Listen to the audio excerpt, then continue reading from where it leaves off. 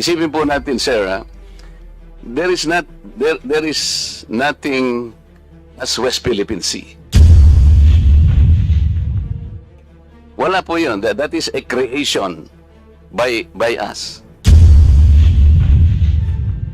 Sa totoo lang po, kahit nabasahin mo yung ating mapa or what, there is no West Philippine Sea. Director, kasi sinabi mo kanina, we must empower our people. Tama naman yun. We have to enlighten our people because if our people are able to distinguish what is fake and what is true, sila lang, they can always repel. Maski na konting tulong lang eh. Halimbawa kanina, sabi ni Chair Dan, ang problema natin is the West Philippine Sea, sabi natin, ano? But sinong agency ng government ang nag-empower sa ating mga kababayan para malaman nilang complications ng West Philippine Sea? Isipin po natin, sir, there is nothing as West Philippine Sea. Wala po yun. That is a creation by us. Sa totoo lang po, kahit nabasahin mo yung ating mapa or what, there is no West Philippine Sea. Ang West Philippine Sea, yun po yung area na kiniklaim natin, ito yung exclusive economic zone. The complications of the West Philippine Sea has not been explained to our people. Kaya po, nagiging vulnerable tayong lahat eh. Ang sinasabi nila, inoccupied daw ng China ang ating territory. Sir, sa totoo lang po, if CICC and other agencies would cooperate with one another to empower our people, to educate them all, wala pong madideceive kahit ano pang gawin ng China. Kasi alam po na, we are all claimants dito po sa panig ng South China Sea. Several of us, Philippines, China, Vietnam, hindi po natin alam ang Vietnam as the most features occupied in the South China Sea. They had 22, China is 14, tayo, 8, Malaysia, 14, Taiwan, 1. Pero po, kaya po nagsimula dito, yung mga tao natin, ang mga kababayan natin, kahit na pong i-feed mo sa kanya, akala niya yung totoo because we were unable to educate them. We have not enlightened them as to the complications of the South China Sea. What is the South China Sea? Di ba? So, doon po tayo magsimula. Ngayon, magdi-discuss tayo. We will repel this. Mahirapan din po eh. So nagiging biktima po lahat ang kababayan natin. Kahit na po dito sa ating kapulungan ngayon, hindi pa nila alam kung ano-ano po ba ino-occupy ng China. Hindi po territory ang issue in the South China Sea. Ang issue dito is our maritime rights. The maritime rights designated by our exclusive economic zone. These are not territories under public international law.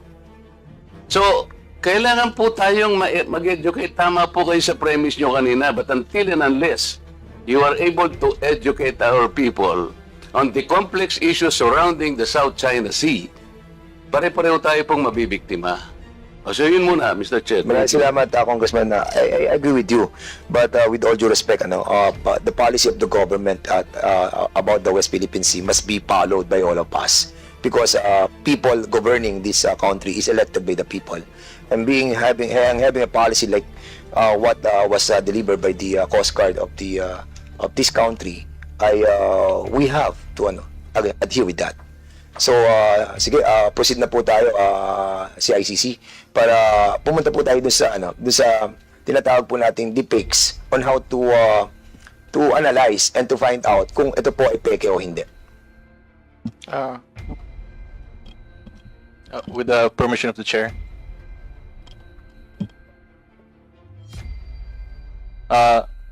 Good afternoon po. I am Marco, an agent of CICC, and I'll be presenting one of the tools that will basically detect deepfakes. So this tool, if you run it on your computer, anything that will be seen or you've watched on the computer, say for example, a YouTube video, Facebook video, a video from X, this tool will be able to detect it. So I will be quickly doing a demo of this tool.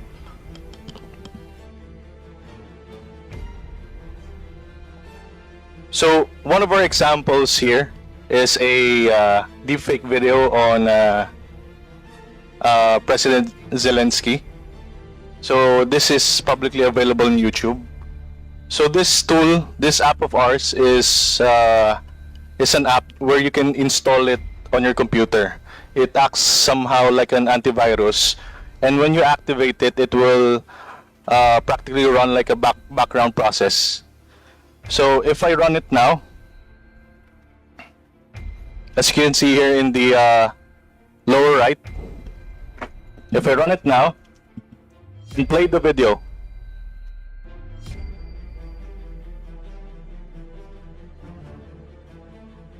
so it will take some time to analyze the video, and you can see on the lower right that you have a notification there. Please zoom.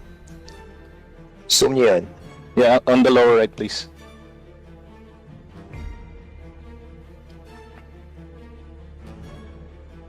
Yung color red sa baba kasi yun ang nagde-determine kung fake or not. Ito. Yung nasa lower right, it's not an application that you have to put on your computer or on Yes. your cell phone. For now, it's you have to download it in your computer, So, Mr. Chair. anong app yung ida-download mo? It's a tool called Deepfake Agent. It is.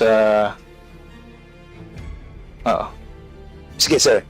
Mr. Chair, this is the tool that we have recently acquired, licensed software, which we intend to disseminate to the different watchdogs, to the civil society members who have a large following, so that madali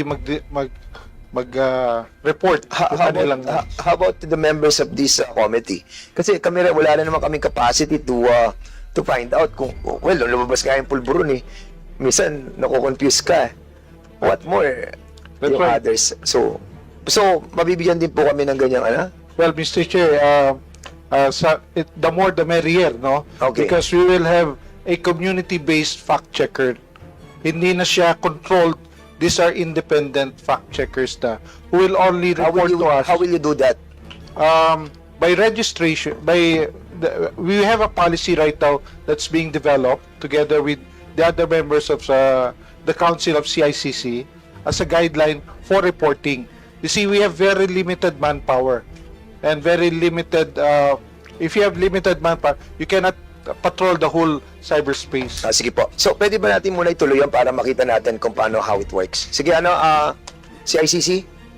Anong pangalan mo, Marco, Mr. Sige, Chair. Marco, please. Okay, so nag-run through na yung process. So basically, the tool will take snapshots of the deepfake video. So as you can see, if I maximize it here, ayan yung samples, and it practically traces the face where it detects the anomaly. So it's practically automated na. So anything you view sa screen mo, and at the same time this tool is being run, magno-notify agad siya pag merong deepfake. So, kapag nasa iyo na yung tool na yan, halimbawa sa laptop or sa cellphone, bago ka manood ng isang content or isang video, i-put mo muna yung tool na yon. Correct, Mr. Chair. And then, lalabas yung color red that kanina nakita namin. Yes, Mr. Chair. Alright. Sige. So, baka may question yung ibang kasi medyo maganda tong isyong to na makapacitate po natin yung ating mga mamamayan how to distinguish para hindi na po nagdedepensa ang gobyerno o sino man na, oy, ano yan, deep fake yan, di ba? Sige. Meron ka pang sample? May isa pa tayo example, Mr. Chair. Go ahead. Ito naman si Tom Cruise, no? Cruise. Ayan, Tom Cruise, go ahead. So, ang gagawin ko ulit is to activate the tool and then run through the video.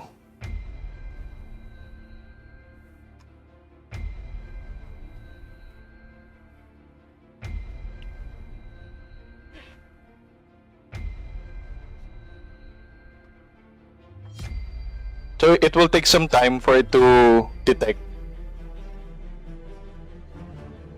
Ayan, so makita natin may notification na naman on the lower right that the deepfake video detected.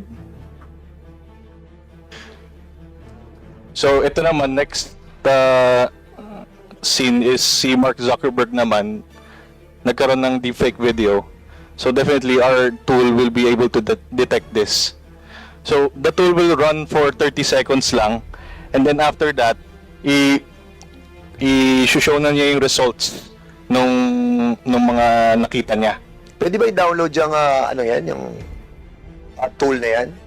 Or mag-originate yan sa inyo, sa DICT? Mr. Chair, we purchased the license. So you cannot just download it on your, because you have to pay kung may sa apps. Right now, it's not a freeware, no? So maybe we can make certain representations to the developer to make it more affordable, especially for Filipinos. But right now, since we have the immediate concern of addressing deepfakes and empowering the public, kami nauna na kaming nag-purchase several And you're- 500 licenses. And you're giving it for free. We're giving out for free. Para, of course, law enforcement partners will have a copy.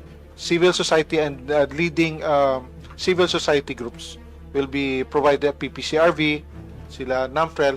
Ito yung mga organized groups na. Kasi sa kanila nagtatanong, sa kanila tumatakbo yung kanilang members. At yung mga gumagawa ng ganitong deepfakes, afterwards, nagpapile kayo ng kaso. If there will be, that's a big problem right now, no? Parang nahihiya mag-file ng complaint yung affected persons. So we really encourage those who are affected by deepfakes and the mga fake news, they have to report because that's part of our jurisprudence na kailangan mag-file ka ng complaint so that government can act on it. Pag something personal, you need a complainant. But something like entails national security, motu proprio, our government Yes, we can do should that. fill in. Secretary. Mr. Ivan. Chair, perhaps that's also one of the legislation that can be done. That in these cases, you do not need a personal complainant. That that the law authorizes a motu proprio filing of cases. If you would notice, Mr. Chair, in many instances, these cyber criminals really exploit this gap in the law that you require a complainant. So in the past, when a criminal robs a bank of 10 million pesos, you definitely have a complainant, the bank, kasi ninakawan siya ng 10 million. But a cyber criminal will steal 1 peso from 10 million people, there will be no complainant because ang ninakawan, piso lang. And the complainant will not go to the extent of filing a case and going through all of that for 1 peso. So they get away scot-free because the law requires a complainant to file the case. So in this case, I think the law should allow the law enforcement agency or the prosecution the motu proprio power to represent the people, since it's always the people versus the represent the people without a private complainant to file against these cyber criminals. Yeah, I agree with you. Yes. At least nakikita natin yung mga lapses natin, loopholes natin. So, it's a good thing that we have a committee hearing like this, no? Para ma-resolve po natin yung mga gaps. Siguro, proceed po tayo sa, kung wala na po sa CICC, punta na po tayo sa DOJ. Meron pa ba sa CICC? Ha? That's all for now. NTC pala, NTC. NTC, please. Good afternoon, Mr. Chair. We joined the CICC and DICT's representations. Thank you so much. Ang NTC kasama sa no? Hindi nila kasama sa coordinating center, di ba? Sige, tanungin na lang kayo ng mga members mamaya NTC. DOJ. Good afternoon, Mr. Chair, as well as the co-chairpersons of this TRICOM and our esteemed congressmen. First and foremost, Your Honor, I am State Prosecutor Adan Parocha, Your Honor, and I am representing the Office of Cybercrime in my capacity as the OIC Director, Your Honor. And we joined the presentation of the DICT and CICC, Your Honor, as a council, which we agreed upon and formulated last Friday and yesterday, Your Honor. So we are already part of the presentation, Your Honor. Yes, okay. NBI Cybercrime Division. Good afternoon again, Mr. Chair, and our esteemed members of the Congress. We are one with the CICC as member of the Council. So the presentation of the CICC was a consolidated effort of all of the agencies involved in the Council, Mr. Chair. Okay. NBI, PNP, Anti-Cybercrime Group. Thank you, Mr. Chair. Good afternoon to everyone. Actually, sir, we are one also with the ICT and CICC. We have just recently a meeting, and probably the PNP will just be submitting our position paper, our recommendations, and in behalf of the Chief of the Philippine National Police, Police General Romel Francisco Marbil, would like to extend our gratitude for inviting us here. Thank you. Kanina, just si General Torre. I think biktima rin siya ng ng fake di ba? Pero nag-file siya. Nag-file siya, di ba? Nag-file siya ng kaso, si General Torre. Sayang, hindi natin nakalista siya Tatanungisan natin siya about it. Anyway, punta mo tayo sa Independent Media Organization. Yung ating pong mga... Yes. Ay, okay. Sige, bigyan natin ng chance yung ating pong yung sa additional academe, si Professor Enrico Basilio from UP, SIPAG. Sige, sir. You are Magandang recognized. hapon, Mr. Chair and members of the TRICOM and guests. Thank you, Mr. Chair, for inviting us to this hearing. With me is a colleague from the Center for Policy and Executive Development of the UP National College of Public Administration and Governance, Ms. Ella Chavez, who is the research policy focal person Speak louder po. on Yes. yes, sir, on Yung mic cybersecurity lang po, and lapit na konti. AI. You have a presentation, Doc? No, sir. In the interest of time, I Oh, will yeah, just thank you. summarize the recommendations, sir. Okay, thank you, sir. Speak louder, please. Okay, so the first recommendation, Mr. Chair, focuses on the need to strengthen the cybersecurity legal framework. So, as already discussed by our guests from the government agencies, we observe that there can be a room for amending and expanding the Cybercrime Prevention Act of 2012 to include explicit provisions addressing AI-related cyber threats. This includes establishing ethical guidelines on AI-generated cyber threats such as automated phishing, deepfake-driven misinformation, and AI-powered cyber intrusions. Introducing regulatory and liability frameworks for all AI developers and deployers to ensure accountability in case of security breaches, as mentioned by Professor Khan earlier and other UP professors, and enhancing public-private partnerships for information sharing mechanisms to combat emerging cyber threats effectively. The second recommendation is about the need to establish AI governance and ethical guidelines. AI governance must go beyond cybersecurity and address ethical, economic, and social dimensions. We propose to highlight the ethical considerations in the use of AI that can be connected to cybercrime activities. Thus, it is recommended to develop a national AI ethical guidelines that ensure transparency, fairness, and ethical AI deployment. Number two, conduct regular AI risk assessments to inform legislative actions and foster research collaborations between the government, academic institutions, and industry stakeholders. The third recommendation focuses on the need to enhance capacity building and cyber resilience.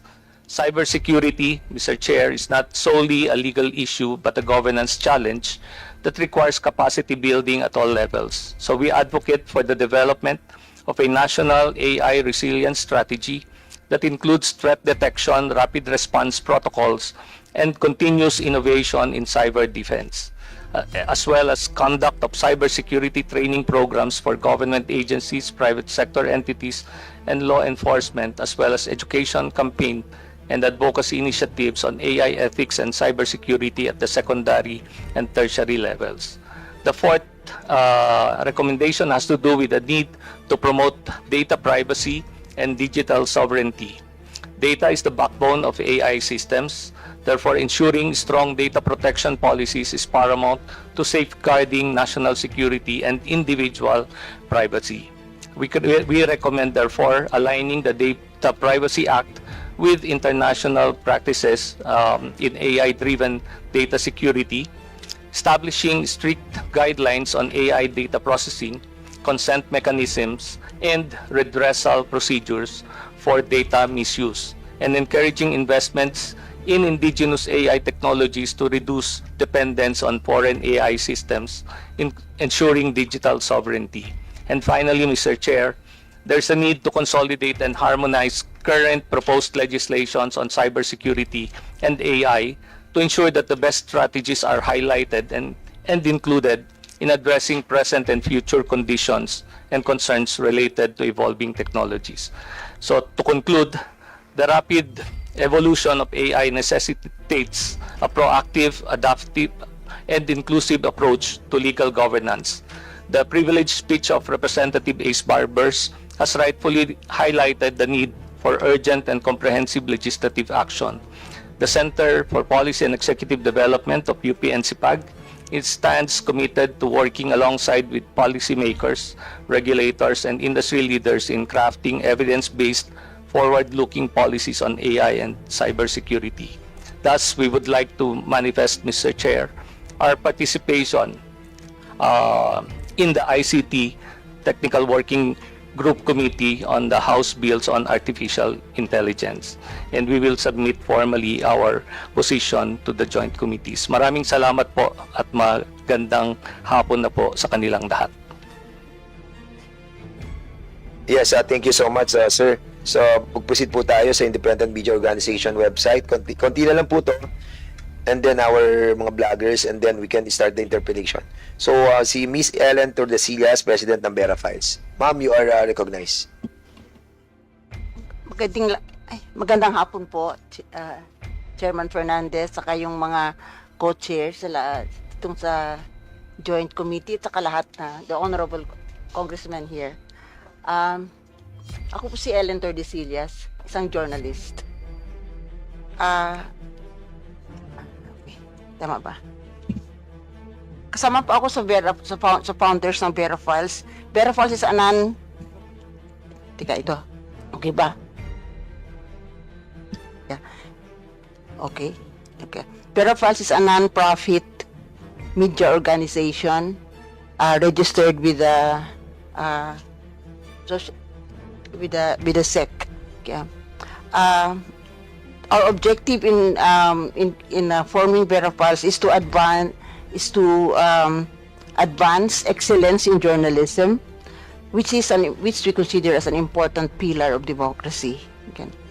Vera Files does a lot of fact-checking, fact-checking with us is we debunk published falsehood with verified facts. And it is also, fact-checking is also accountability journalism. We want to hold responsible all those who spread falsehood. Vera Files is a member of the International Fact-Checking Network.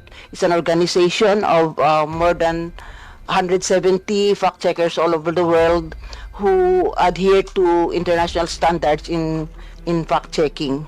Vera Files is also a third-party fact-checker of Meta, Facebook here in the Philippines. As a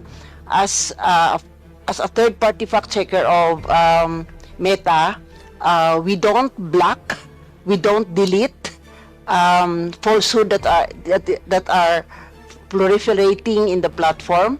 We identify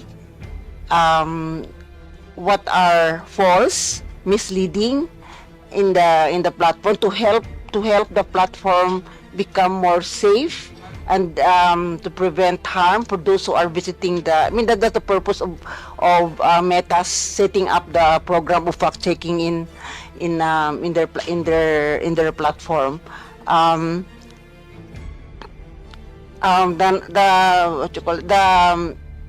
in the process of fact checking, we have identified most of the falsehoods that we identify in social media are scams, hoaxes, and Mr. Chair, can I interrupt? Is Secretary Oy leaving now? May tatanong sa kanya kasi, sandali lang sana. Alis na ba siya? For a few minutes na lang. Ang tanong niya, mag-ingat ka na. Mag-ingat ka. ano, Sabi ko, no, dito sana eh. Kaya lang, mamaya lang. Thank you, Congressman Plato, for your understanding. Sige, Ma'am Vera.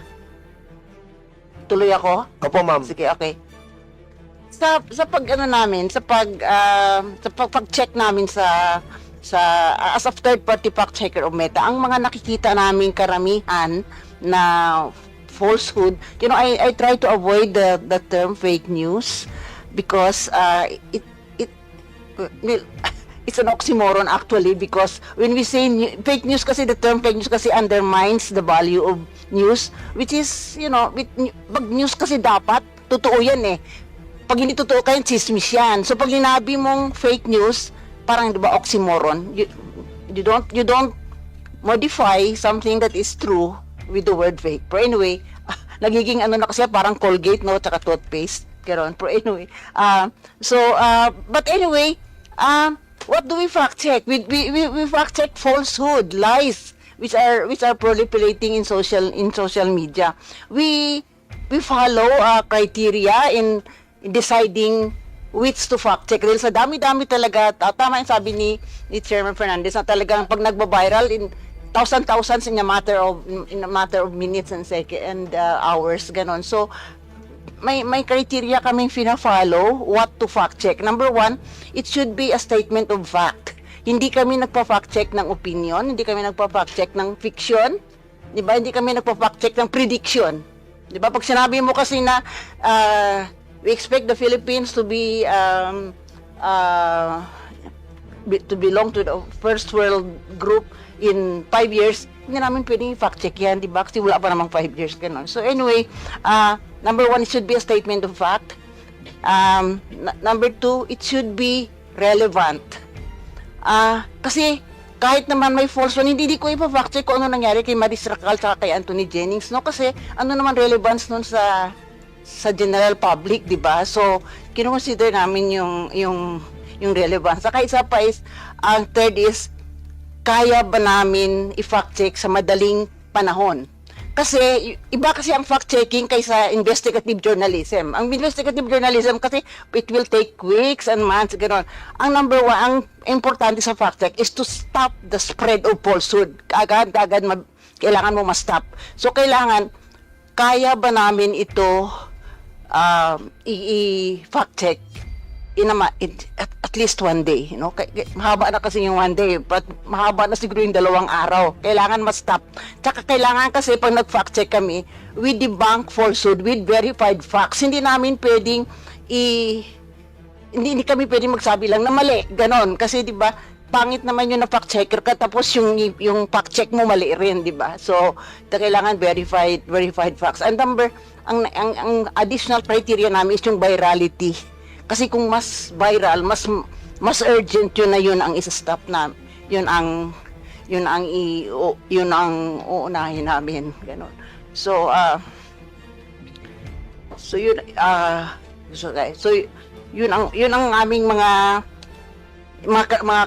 criteria namin sa pag-practice. Ang karamihan sa mga nakikita namin na falsehood sa social media are scams, no? Yung mga nanloloko, yung yung ayuda, SWS. Magbibigay sila marami yan, maraming naloloko diyan. Marami rin ang usually health scams, ganon yung mga gamot sa diabetes, gamot sa cancer. In fact, ang isa sa mga naloko nga sa gamot ng diabetes, yung ating national artist na si Kidlat Tahimik.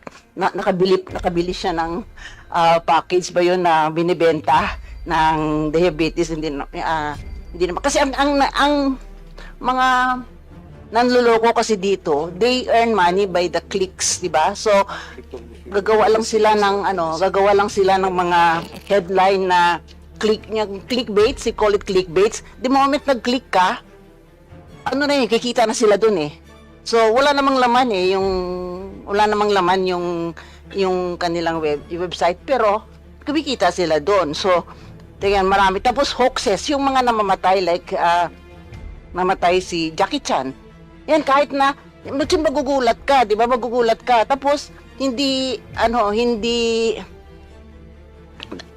kahit na later malaman mo na hindi totoo, nakaklik ka na, di ba? So, yun ang marami. Tapos, ngayon habang lumalapit yung election, tumataas yung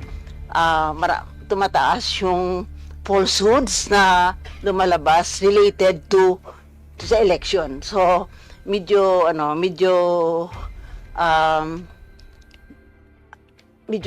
kasi 'di ba yung ang nakakabahala kasi dito sa disinformation na nangyayari is kasi tayo 'di ba we make decisions based on the information that we have. So kahit from sa maliit na bagay hanggang sa matters of national interest, lahat yun nakabase yun sa tamang impormasyon. So kung sa election na to, magdi-decide tayo kung sino yung bubutuhin natin para magiging mga leader natin sa ating community hanggang sa national. So kailangan dapat yung decision natin nakabase sa tamang kung kandidato ba na ito gumagawa or maraming nagawang masama o whatever, ano siyang klaseng tao. So, importante yun. So, ngayon habang palapit yung eleksyon, may dumadami yung falsehood.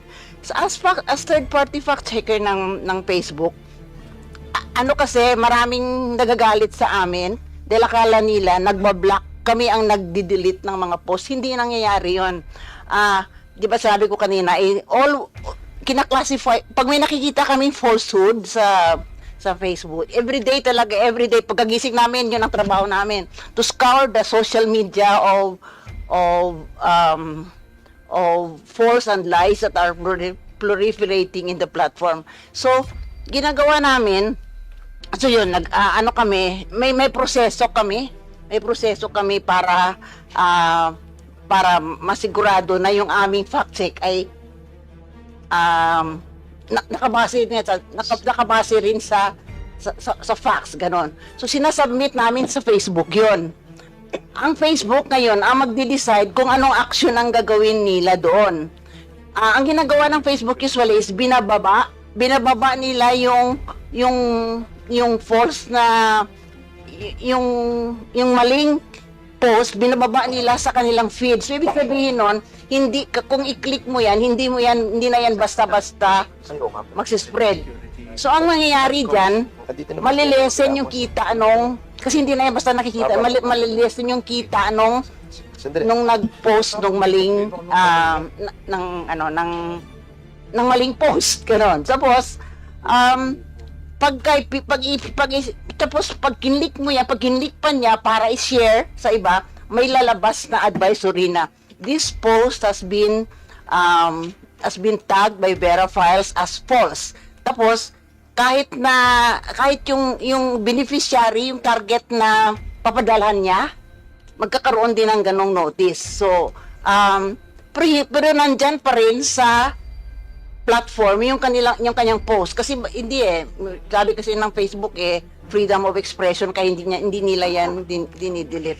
Pero sa katagalan pa rin pag tumagal ka rin na palagi ka na lang pina-flag namin, darating na rin yung oras na Facebook magde-decide na rin yung Facebook na yung account mo siguro medyo maapektuhan yung account mo. Pero Hey, hindi Miss Ellen, ma'am, gumagawa may nun. tanong lang po ako sa inyo. Ilan po kayong mga fact-checkers sa buong Pilipinas?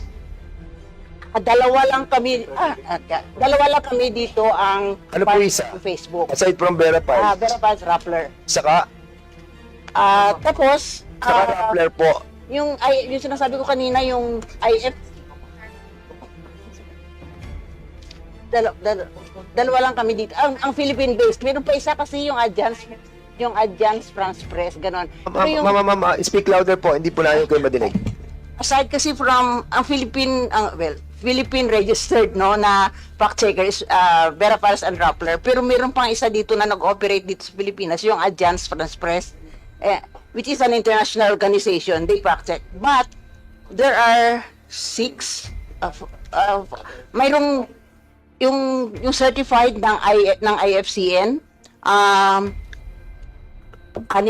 kasama kasi yung Press 1, ABS-CBN, Philstar, Mindan News, Probe. Yun pa yung Okay. ano yan na mayroong IFCN certified yan. Pero maraming nagpa-fact check, maraming nagpa-fact check. So, And siguro ma'am, pinaka-the best po natin gawin is to have all this group na fact-checkers, no? Para ma-coordinate natin sa CICC para you can help the government. yeah, in fact, interesado ako eh. Are you having a understanding with the government agency? Meron po ba o wala? Wala. Wala pa po, no? Ano kasi to maintain our independence kasi hindi Oh, kami yeah. Okay. We understand. Okay. Ngayon meron kaming oncoming project with PCO. We have Yeah. worked with the Human Rights Commission. We have done training for the Human Rights Commission and for the OPAP. Yeah. Okay. process. Ma'am, thank you so much po, no? We will be asking you again kasi may mga members who wanted to ask yung Vera Files, no? Kasi So- yung one comment na lang. Sige po. Alam mo, nung nakita ko tong inyong yung resolution, what I like about this is that yung review existing laws, particularly RA 17175 kasi tama yung kasi yung I like the fact that you are reviewing existing laws kasi baka kasi marami ng yung ating problema ngayon, baka nandun na yun sa ibang existing laws lang At least you are not starting from zero, di ba? Parang ganun. So, I like that. Thank you. That's one thing I like that about. Thank you so much po, ma'am. Parang ko lang isa pang importante is, That's the very essence of our conducting this hearing. Yes. Marami po salamat. yung isa lang kasi yung fact check, the fight kasi against disinformation should not only be the responsibility of professional fact checkers. It should be responsibility of each and every one of us, So, kami we try to train as many people as possible to how to spot fake news. Pero ang importante talaga is the value of yung valuing truthfulness.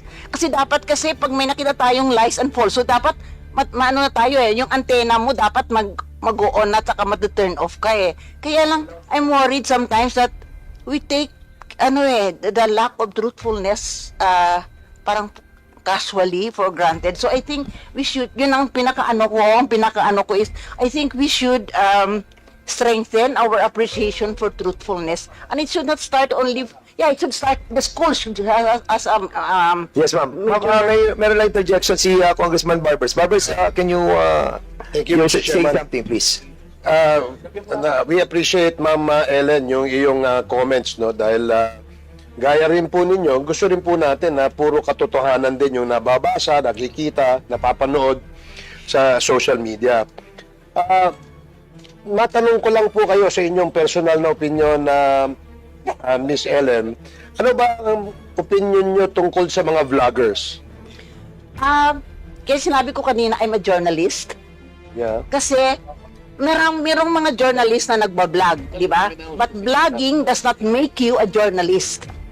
Yun kasi as a journalist kasi, we adhere to the core values of journalism, which are truthfulness, Yes, ma'am. fairness. Meron po kayong code of ethics, di ba? Yes, Meron po oo. kayong code of conduct. Tama? Oo. Dito ba sa social media vlogging, naniniwala kayo na kailangan natin lagyan ng code of conduct or at least man lang merong ethical standards Dapat. ang gumagamit. Okay, salamat po ma'am. Yun lang po ang opinion na gusto namin marinig sa inyo. Thank you. Yeah, sige, yun. Salamat din.